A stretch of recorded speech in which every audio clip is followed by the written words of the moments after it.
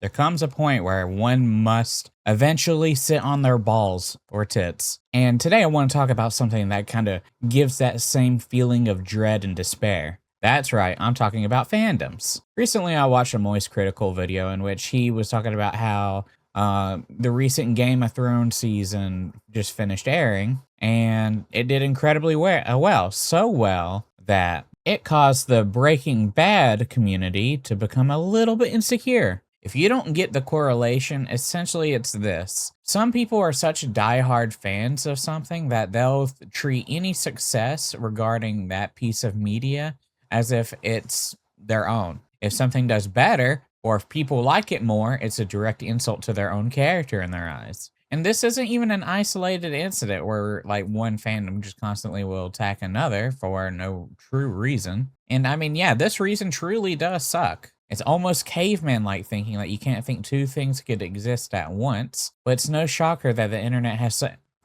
what it feels like an infinite amount of stupid people on it. And if you're the type just to review bomb something just because you like something else, I mean, like, you're cooked. There's no hope for you. You're just so bought into something that you have lost your own free will, and now you live to be a part of a community just so you can bash something else just because you like something. Like it's insane. It's utterly insane. Another way you might see this is, for example, I like Naruto. I grew up watching Naruto as a kid. It was one of my very first animes. I do not like Boruto. However, if you enjoy Boruto and if you think it's peak, more power to you. I'll poke fun at you, but I genuinely don't care if you like Burrito. To me, the show ended with Naruto, so I mean, more power to you. But what you'll see is people that are diehard like Boruto fans or diehard Bleach fans, Dragon Ball, One Piece. You'll constantly see these communities at war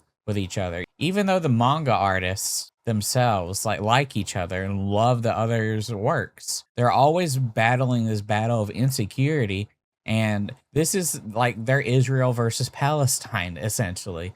And they are so hyper fixated on this. This is their own personal mission because nothing in their life will ever give them such fulfillment like this manufactured mission does, to shit on every other community that is different than the one that you main. And of course, just being in a fandom doesn't mean that you're automatically a piece of shit. Of course it doesn't. It's hard not to call, like, generally fandoms just dog water when the loudest people that advocate in those fandoms are pieces of shit. Another example of fandom behavior that's just pure dog ass is gatekeeping your own. One thing I want to talk about is this situation between two influencers.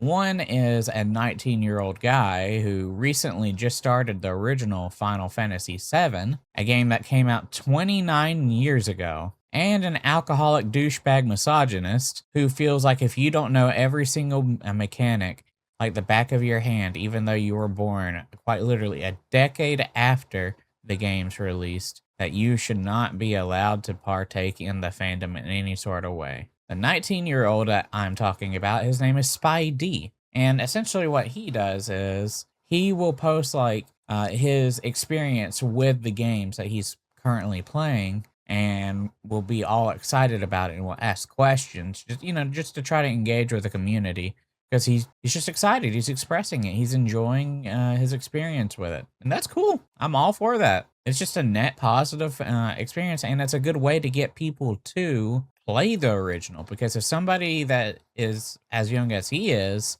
playing a more retro game that is 29 years old, it's probably going to make even more young people want to play it, and even more young people are going to enjoy the original, probably even more than the remakes. However, this douchebag named James, he sees this post in which Spidey is talking about being able to encounter a party member just wildly in nature, just completely randomly. He's like, what the fuck? Like, this guy doesn't know? What? I need to go look into this. Clicks on his profile. Final Fantasy in bio. Doesn't know the most basic thing about the most popular game in the I want all tourists to leave my hobby immediately. My dog, it's not that serious. Like, I know thinking's not your strong suit, especially since you're the person that made the account women posting owls. Like, you are just a ball of misery. How can you look at somebody just engaging in something so innocently and just being like, I hate this? How can you claim to even be a part of a community like that when